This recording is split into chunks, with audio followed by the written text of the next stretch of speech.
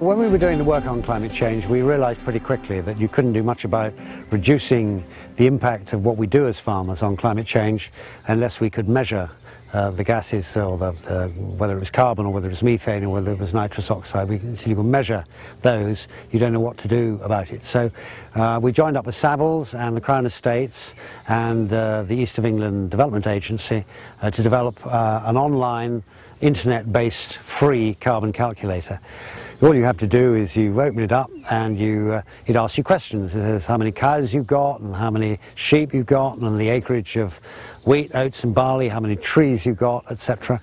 And you fill all that in and it does a calculation and it tells you how many tons of carbon equivalent gases you're releasing and how many tons you're locking up or sequestering. I knew I was going to be a bad boy because we have all these cows and I emit on this farm, which is about 450 hectares, 2,130 tonnes of carbon, but I lock up about 900 tonnes. So I'm a net emitter of carbon, well, of greenhouse gases, but of course most of what I emit is not carbon, it's methane and nitrous oxide. Cows are the biggest emitters, really, I suppose, or animal, beef cattle and cows generally, of methane. 95% of it comes from the front end of the cow and about 5% from the back end. And what we've got to try and do is find ways of reducing the methane that is emitted from these animals through better feeding, through better breeding and through better management. Well, once you've discovered from the carbon calculator where your areas of high emissions are, it gives you some advice as to what you can do to reduce those emissions, and you can think about those and go away and try things. I would like to lock up more carbon, and there's not many ways I can do that. I can do it through growing more grass, but a really good way of locking up carbon is to grow more trees, and that I can do and anybody can do.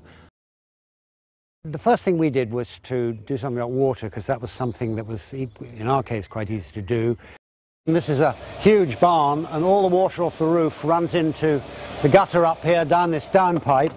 And there are downpipes under the building that all come together under here. And then they run along to this huge underground tank, about 3/4 full. So we want another thunderstorm within a week or two.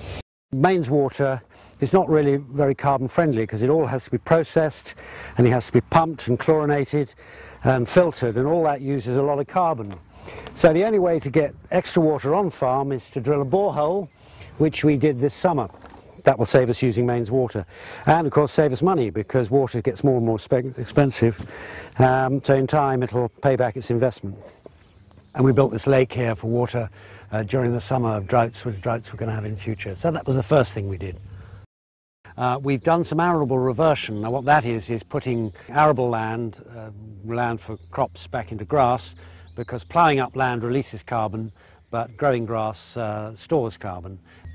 And those are the things we've done so far, but there's more that we can do, and some of the things we're looking at is doing something about the slurry, maybe aerobic digestion, a district system in the village where we can use muck and village waste in an aerobic digester. That's a big investment, but we're certainly going to look at that. I think partially by doing things we can do now, as I've suggested, and looking at the long term, over a period of 15 to 20 years, we can make a real difference. And we can make a difference without reducing the output, i.e. the amount of milk or the amount of meat we produce. And that's the key, keep the production up, but the emissions down, and then we're fine. If we start to cut cattle numbers and sheep numbers, all that will happen is in other countries they'll produce more to fill in the gap, and that defeats the object. So the first thing to do is to go to the carbon calculator, look on it as a computer game. It doesn't take long, it's quite fun. Get the information. And Farming Futures also produce lots of fact sheets, and the website will tell you where to get those. And they will give you ideas as to how you can make a difference.